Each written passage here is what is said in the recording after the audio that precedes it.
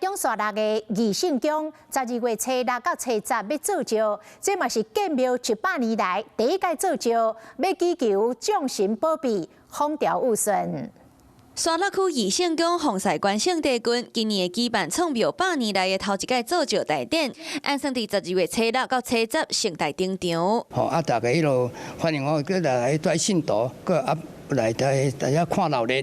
阮嘛办迄落6天18顿的素食餐，无大家所有信徒用。义圣宫是地方重要的信用中心，这间庙伫咧民国97年完成重建。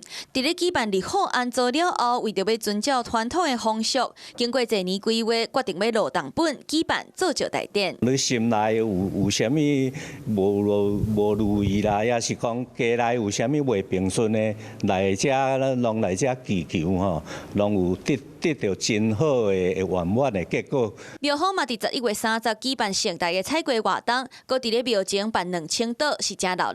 嘛欢迎信众到时做回来参与刷落来的造就大典。Hello， 我是庄慧琪。想要抢先掌握最及时的新闻资讯吗？赶快订阅、按赞、开启小铃铛，锁定华视新闻 YouTube 频道。